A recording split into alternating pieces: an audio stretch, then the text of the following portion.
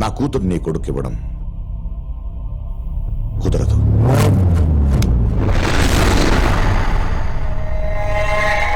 అక్క చచ్చిపోయిందని చెప్పి అక్కకిచ్చిన మాట కూడా చంపేస్తావా బా? అక్క బతుకున్నా కానీ తనను ఒప్పించగలననే నమ్మకం నాకుంది. కానీ మీరు అర్థం చేసుకోవాలన్నదే నా బాధ.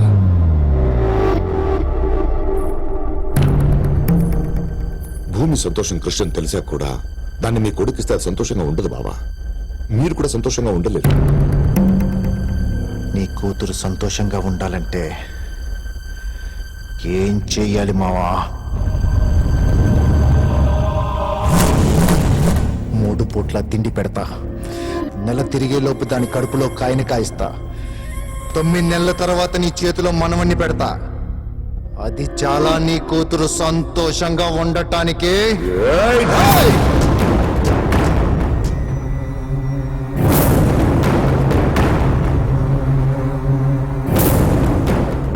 ఇన్ని రోజులు నీకు గౌరవం ఇచ్చింది నీ మీద మర్యాదతో కాదు, దాని మీద ఆశతో. మగాణ్ణని అనిపించినప్పటి నుంచి అది నా సొంతం అనుకున్నాను. ఇప్పుడు కుదరదంటే ఊరుకోనుంటానికి నేనేమన్నా అటు ఇటు కానివాడిని అనుకున్నావా?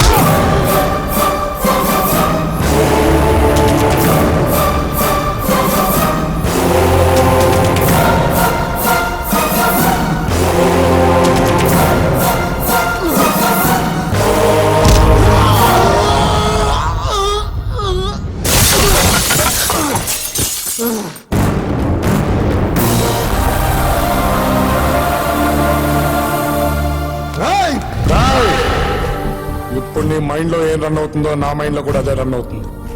ఏ చేద్దామని. ఇంకోసారి ఇంటికి సంబంధించిన వాళ్ళ మీద చెయ్యి పడితే తినటానికి కడుక్కోవడానికి ఒకటే చెయ్యి మిగులుద్ది. ఏరా, నీ కొడుకు నా ఒంటి మీద చెయ్యేసిన చూస్తూ ఊరుకున్నావా? అంటే ఇన్నేళ్లు నా వాళ్ళు అనుకున్న వాళ్ళు పరాయి వాళ్ళు, పరాయి వాడు అనుకున్నవాడు నా వాడు.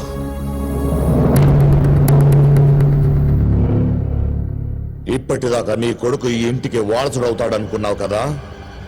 ఇప్పుడు చెప్తున్నాను, వచ్చాడు అసలైన వారసుడు, నా కాబోయే అల్లుడు.